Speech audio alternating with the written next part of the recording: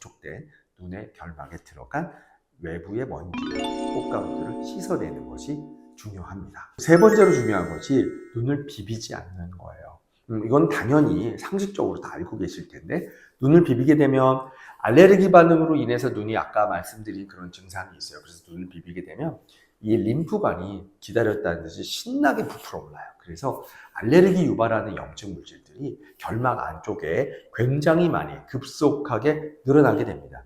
그러면은 급성 알레르기 반응처럼 아주 심하게 불편한 증상이 유발될 수가 있어요. 굉장히 중요합니다. 그러면 안 비비고 어떻게 해요? 비비지 않기 위해서 가장 효과적인 방법이 냉찜질입니다. 그래서 우리가 차가운 것으로 눈을 냉찜질을 하거나 눈에 올려놓고 좀 기다리는 거죠. 얼음으로 냉찜질을 하면 좋겠는데요. 얼음은 너무 차가워서요. 여러분 얼음으로 냉찜질 한번 해보세요. 좀 있으면 아파요. 눈이. 너무 차갑기 때문에 눈과 피부가 워낙 얇아서 눈 주변에 통증처럼 불편할 수가 있습니다. 얼음으로 찜질을 할 수도 있고, 얼음이 너무 차가우시다면 차가운 음료수, 캔 이런 것들을 깨끗한 것으로 싸서 눈가에 대는 방법도 있을 수가 있어요. 또 차가운 물로, 아주 차가운 물로 눈 주변을 세수하면서 눈 주변의 피부의 온도를 낮추는 것도 냉찜질 효과를 낼 수가 있습니다. 그 다음으로 그걸로 해결 안 되면 어떻게 해야 돼요? 안과 가셔야 됩니다. 안과 가서 안과 전문 선생님 진료를 받으시고 알레르기 약을 처방받으셔서 안약도 넣고 또 드시는 약도 필요하면 드시게 되는데요. 이 비염과 연결된 알레르기 비염이 심한 분들, 이런 분들의 알레르기 결막염 같은 경우는 드시는 약이 또 효과적으로 여러분들한테 도움이 될 수 있어서 그런 것들은 진료 후에 약을 사용하시는 것들이 필요하겠습니다.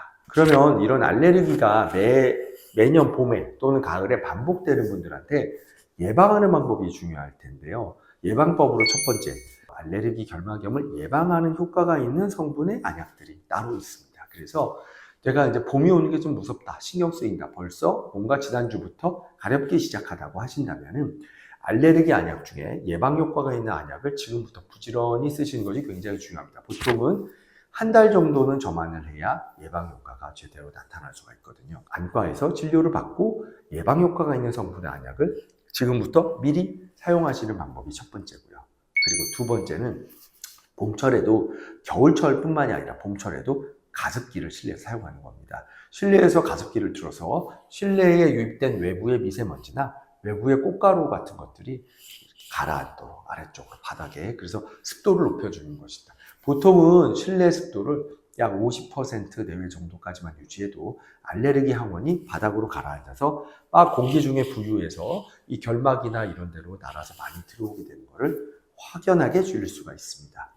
또 한 가지, 세 번째는 주무시기 전에 스마트폰, TV, 핸드폰, 또 이게 아이패드 보는 걸 줄이시는 겁니다.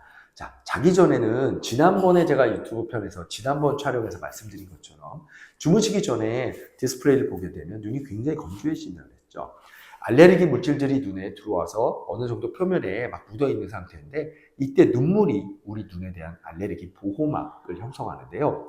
이때 눈이 건조해지면 영락없이 알레르기 반응이 심해집니다. 그래서 주무시기 전에 하루 종일 눈에 들어가서 흡수가 되어 있는 먼지들, 그 먼지들로부터 우리 눈물이 막 열심히 힘들게 우리 눈을 보호하고 있단 말이에요. 아, 안 돼, 오지 마. 근데 그때 막 주무시기 전에 핸드폰을, 인터넷을 찾아보고 뉴스 기사를 보고 영화를 보고 이러다 보면 눈물막이 깨지면서 알레르기 항원에 의한 알레르기 반응을 막는 우리의 눈물의 기능이 저하되게 돼요. 그래서 알레르기 반응이 또 유발되고 건조증도 악화될 수가 있는 겁니다.